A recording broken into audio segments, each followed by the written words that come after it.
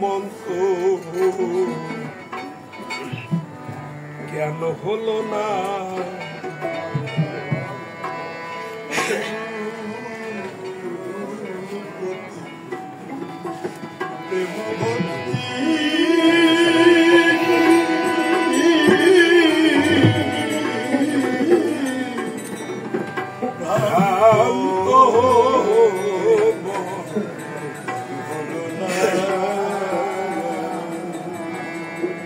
সারো কুটি নাতি ময়লা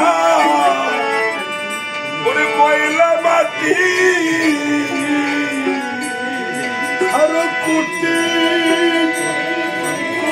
নাতি ময়লা মাটি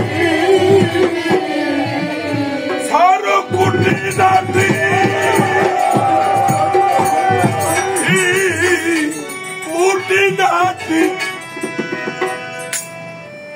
ওরে ময়লা মাটি আর কুটি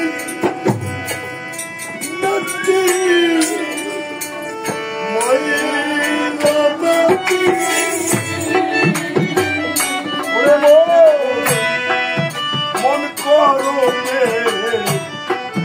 সমজানা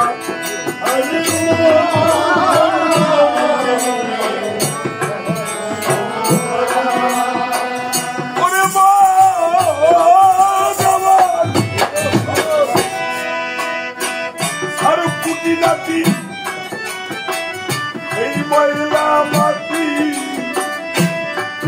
মন করবে ষোলয়ানা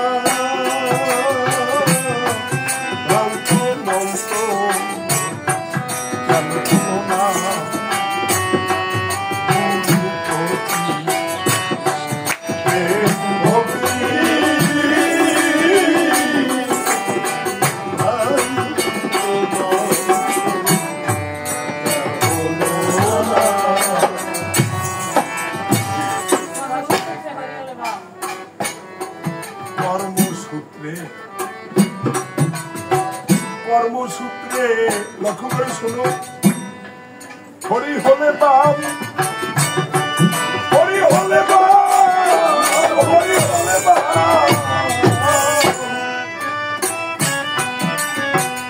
ওরে গুরু রাখলে রাখতে পারে যায় না করি না কর্মসূত্রে হরি হলে হরি হলে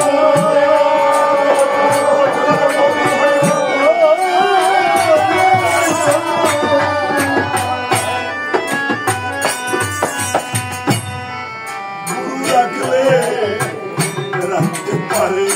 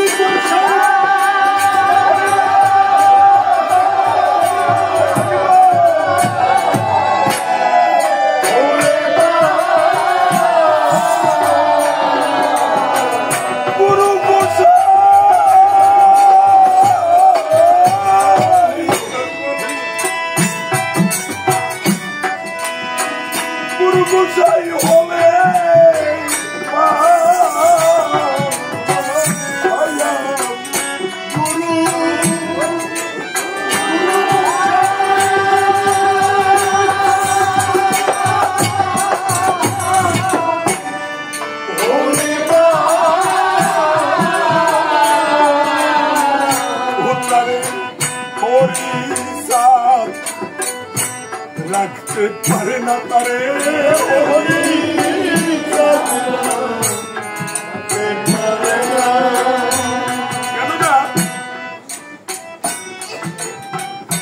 এক মায়ের ছোটবেলায়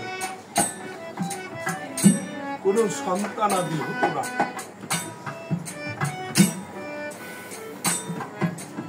কিন্তু ভক্তের মুখে শুনতে পায় যদি কেউ ওরা কান্দি যায় ওই বাবা গুরুচাঁদ ঠাকুরের কাছে, তাহলে সে নিঃসন্তানী সন্তান পায়। এই জগৎ ভরে তার আশীর্বাদে সে মা বাবা ডাক শুনতে পায়। শুনতে শুনতে একদিন মন হলো ওই মা হরিভক্তের সঙ্গে ওই নাম করতে করতে গেল ওরা কান্দি ধামে।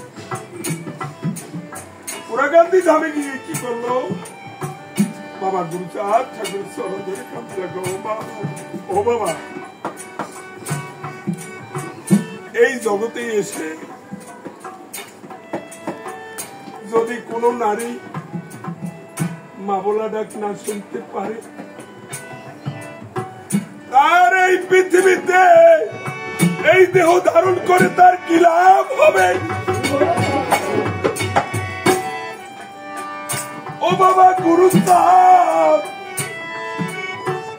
গুরুচাঁদ রে আমার বাবা গুরুচাঁদ ঠাকুর বলছে, এই বেটি যা, তোর কোনদিন সন্তান হবে না, যা, আমি বলছি তোর সন্তান হবে না।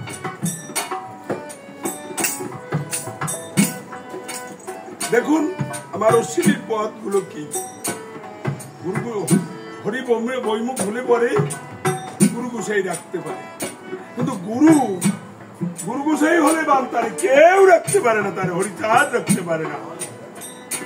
কেন আমার অশ্লীল এই পথ দিয়েছে? ওই মা কাঁদতে কাঁদতে ওই ঠাকুর বাড়ির থেকে বঞ্চিত হয়ে ওই বাড়ির দিকে চলে আসছে। যে কান্না ছিল ওনার আর সেই দ্বিগুণ কান্না ওনার দেহের ভিতরে আরো জাগৃত।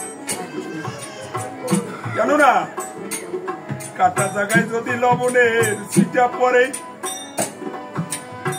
সেই জায়গায় কেমন কেমন ভাব ধারণ করে।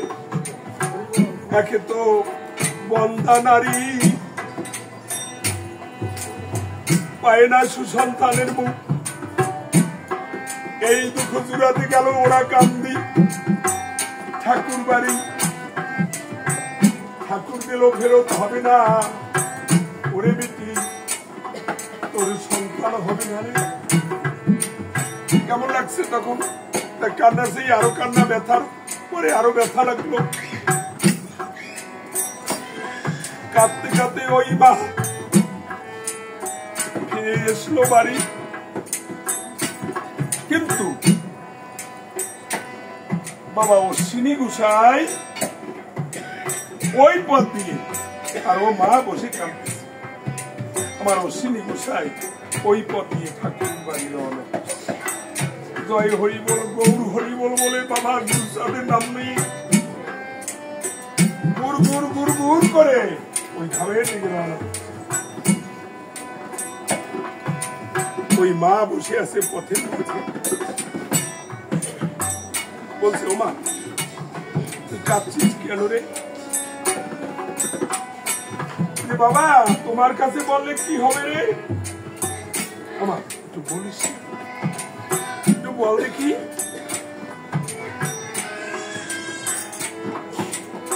আমি তো কোনো ছেলে সন্তানের মুখ দেখতে পারিনি। গেলাম ওই ঠাকুর বাড়ি, ওরা কান্দি ধাবে। ওই গুরুচাঁদ ঠাকুর ফিরাইয়া দিল আমার ওই বাড়ির দিকে। আমার নাকি কোনো ছেলে সন্তান নাই এই পৃথিবীতে।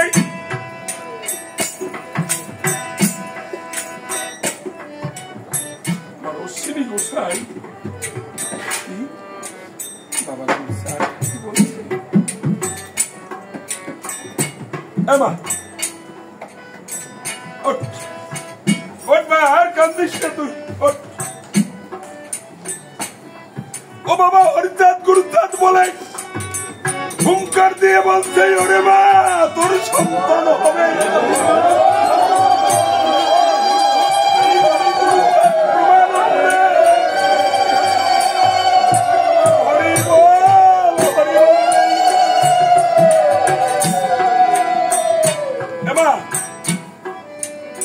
তোর যদি সন্তান হয় রে, ওই সন্তান নিয়ে তুই ঠাকুরের নাম করতে করতে তুই যাবি ওই ওরাকান্দি গায়ে। ঠিক আছে, আমার পেটে যদি সন্তান আসে অবশ্যই আমি এই সন্তান দিয়ে বাবা তোমাকে নিয়ে আমি যাবো ওই ওরাকান্দি করে।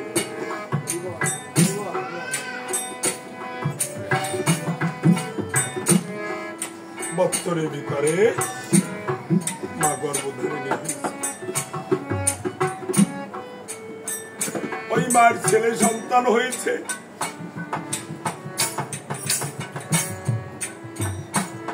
ওই সন্তান নিয়ে বাবা অশ্বিনী গোসাইকে নিয়ে ওই সিদামের দিকে যাত্রা করেছে। হরিবল হরিবল হরিবল।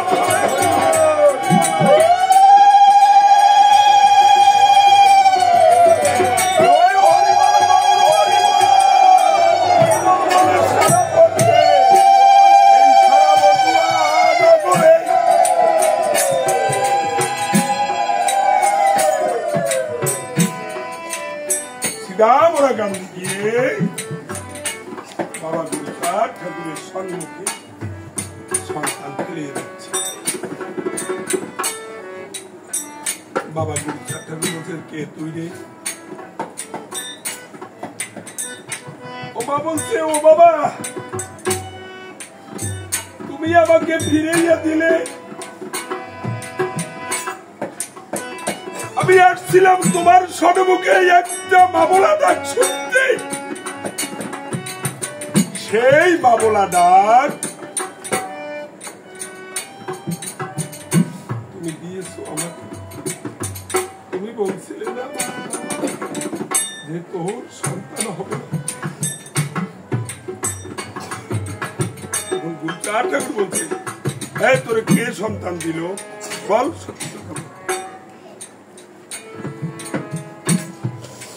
বাবা আমি কিছু জানি না রে, আমি পথের মাঝে বসে কাঁদতেছিলাম তোমার নাম নিয়ে, যে আমি আমার এই ব্যথা নিয়ে আমি আর কতদিন থাকবো তোমার এই ধরা ধরে। ও বাবা গুরুচাঁদ, গুরুচাঁদ রে, ওই পথ দিয়ে তোমার নাম নিয়ে এসছে বাবা। বাবা অশ্বিনী, যাকে অশ্বিনী গোসাই বলে ডাকে, সেই বাবা আমার মাথায় হাত দিয়ে বলছে, তোর সন্তান হবে রে।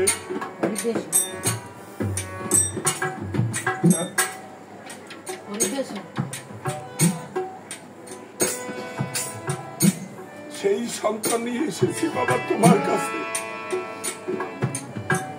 কই কই ডাক করে, ডাকো। এত বড় সাহস, এত বড় ক্ষমতা কে দিয়েছে? আজকে শুনবো কে দিয়েছে। আমি বলছি হবে না রে, তোকে সন্তান দিয়েছে। দাঁড়িয়েছে বাবা, কি বাবা তুমি কি বলছো? এই মেয়ের আমি বলছি ওর সন্তান হবে না রে। তুই কোন বাবার নাম নিয়ে এই সন্তান দিলি? আরে বল সত্য করে আমার নিকটে। বাবা অশ্বিনী বলছে, কেন বাবা? এই মুখ তো আমার নয়,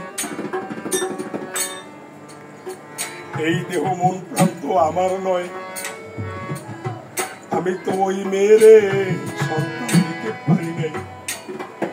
এই মুখ তোমার, তোমার মুখ দিয়ে বলছো তুমি এই সন্তান হবে, এই হরিদাসী মরবে। কি দোষ হয়েছে আমার?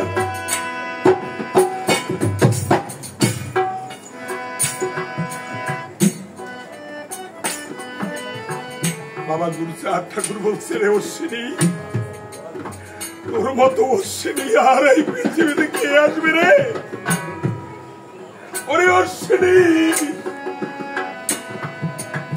তোর এই জীবন যৌবন বড় প্রাণ সব কিছু এই গুরু পদে অর্পণ।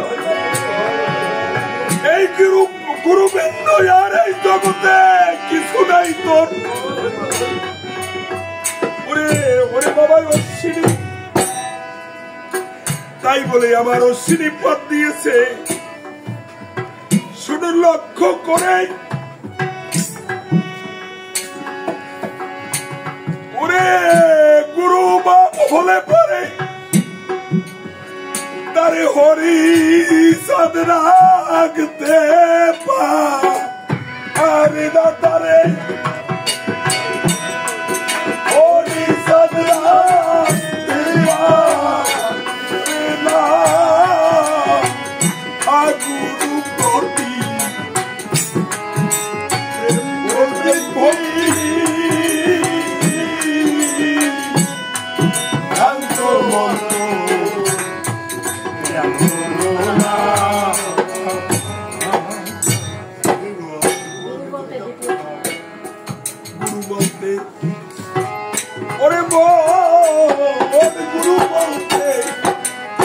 গুরু বলতে দুটি অক্ষর হয়, বলিতে চিত্ত গুহ কমরাশি ময়ে। গুরু বলতে দুটি অক্ষর হয়, বলিতে চিত্ত গুহ কমরাশি নিভূত। গোসাইর কথায় এরকম হতেই পারে এখন, কারণ তার দেহের ভিতরে অন্ধকার। ভূগোলিতে চিত্ত তমরাশি, সে তো তমরাশি রুবলিতে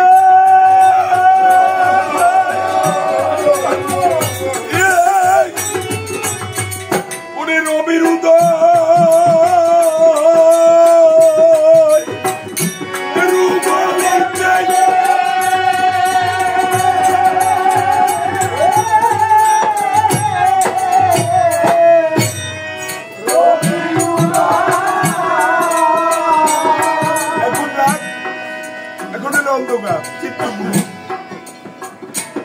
যখন আবার রাত পোষাইবে গভীর আলো বেরোয় যাবে, অন্ধকার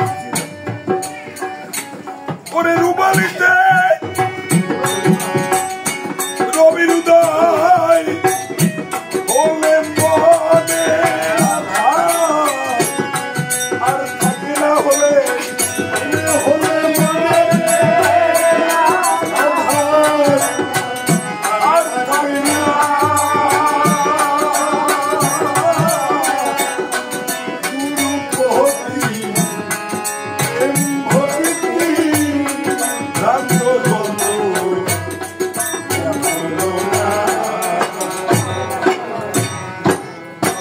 শোনো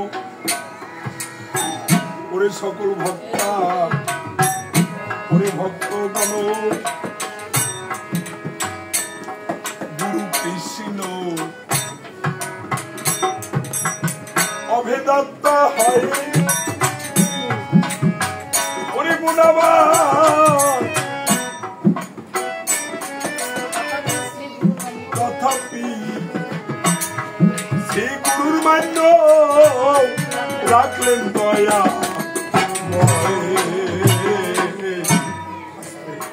এই কথাটা আমি অনেক সময় বলে থাকি যে ভগবান যিনি স্রষ্টা সৃষ্টিকর্তা, তিনিও গুরু উপাসনা করছেন। দেখুন আমার অশ্বিনী কি বলছে, গুরু আর কৃষ্ণ অভেদাত্মা, কোনো ভেদাভেদ নেই। গুরুকে যদি কেউ মনুষ্য জ্ঞান করে তাহলে অবশ্যই সেই পাপী নরকগামী হবে। এই জন্য গুরু কেন জেনে ধরো না, গুরু কেন চিনে ধরো না, মন গুরু হয় সর্বশ্রেষ্ঠ, লোকের কথাই ভুলো না। আগে মনের গুরু করো, তারপরে একজনের স্বর্ণাপূর্ণ হোক। এই কথাটা সত্য। এখানে বলছে আমার অশ্বিনী গুরু কৃষ্ণ অভিনেতা হয় তথাপি শ্রী গুরুর মান্য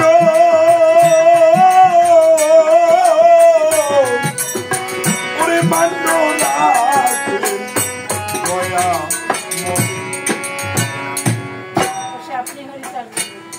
সে আপনি হরি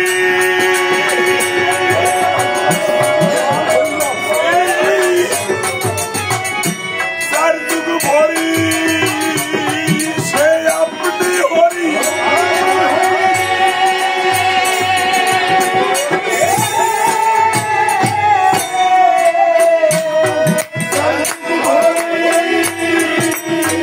পরিবার করলেন গুরু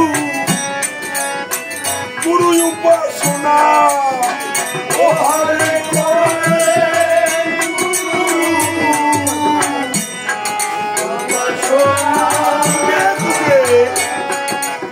সে হরিও হরিনাম করত আর গুরু উপাসনা করত।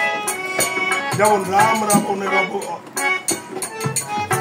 রাবণের অবতারেও বিশ্বমের নেত্রকে গুরু করছে, ভগবান শ্রীকৃষ্ণ গুরু করছে, গৌরঙ্গ ভবন গুরু করছে, আর হরি ঠাকুর গুরু করছে।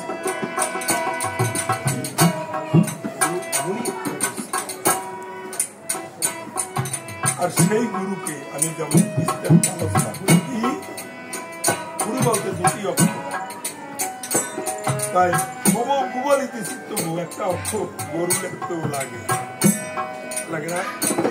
গুরু করে তোমরা গরুর মতন চিন্তা চেতনা করো না, গুরুরে ওই পরের অক্ষরটার দিকে নিয়ে পৌঁছাও।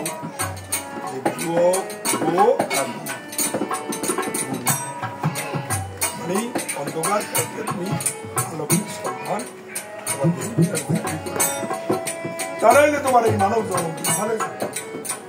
এই মানব জন্মের কোন অস্তিত্ব তোমার স্বয়ং কাছে। এই কারণে জগতে গুরু করতে হয়, তা গুরুকে করতে হয় গুরু দেখে শুনে করতে হয়। না দেখে শুনে, না দেখে শুনে, না বুঝে শুনে কেউ গুরু করো না রে। কেউ এই দেহ তৈরি রসাদ বলে ডুবাইও না রে। বলো মনে শান্তি হরি গুরু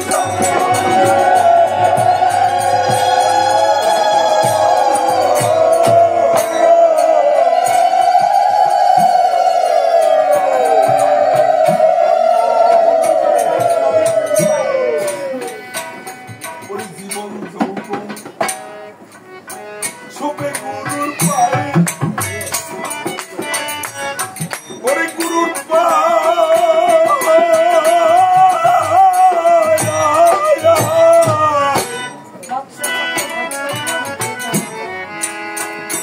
বর্ষ চক্র ভেদ করিল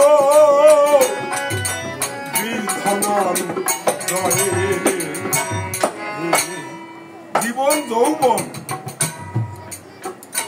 একদিন এই গুরু পদে ছুপে দেয়। গুরু বাক্য ছাড়া, গুরু মুখের পদ্য বাক্য ছাড়া কোনদিন এই জীবন যৌবনকে কোথাও খারান উচিত নয়।